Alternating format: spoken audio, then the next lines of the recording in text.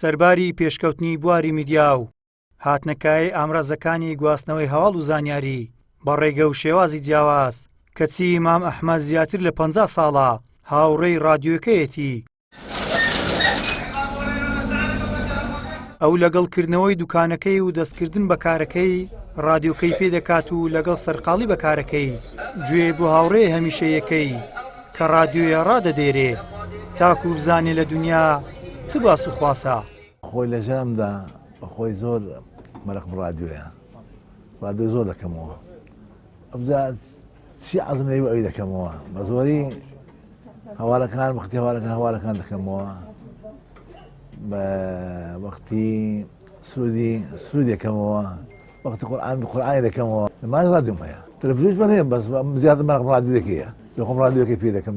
نا وەڵڵا تێکێدەم ئینجاری چای ناکەمەوە، ڕادیۆیەکی گەیرەس نەکڕم. شەو ڕۆژ چی سەعاتە ئیخباری چیای هەبوو، بەس شەوان ڕادیۆیەکەمان دەکردەوە ئەویش بە مەترسی لەبارکارەوە لە پەنای خۆم شێرینەوە جێڕاگرن لە ئیخبارێکی بزانین دەکەنی کورد دەگاتە شتێکی. مامۆستایەکی زانکۆ باز لە گرنگی ڕادیۆ دەکات لە سەدەکانی ڕابردوو بە تایبەت لە سەردەمی شۆڕشی ڕزگاری خوازی کورد کە ڕۆڵێکی بەرچاوی هەبووە لە گواستنەوەی چالاکیەکانی شاخ بۆ ناو شارەکان. دەشڵێت لە ئێستادا یەکێکە لە ئامرازەکانی بواری میدیا بۆ گواستنەوەی زانیاریەکان بە هاوڵاتیان.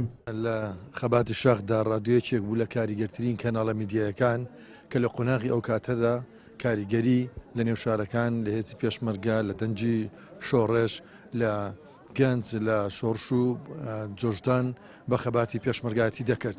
ئەو کاتەنەدا کاریگەری گەورەی پەیامەکانی میدیایی بستنەوەی ڕزگاری خوازی کورد لەسەر کۆمەڵانی خەڵکی کوردستان و دژ بە دوژمن زۆر ئاکتیڤ و کارا بووە. جگەلەوەی لە خەباتی شاریش ئەوە نییە کۆتایی بە ژیانی زیندوێتی ڕادیۆ هاتبی، بەڵکو ڕادیۆ لە هەموو قۆناغەکانە لە هەموو کاتەکاندا لە ڕۆژگارەکاندا کاریگەری خۆی هەیە و لە ئێستاشدا بە هەمان شێوە.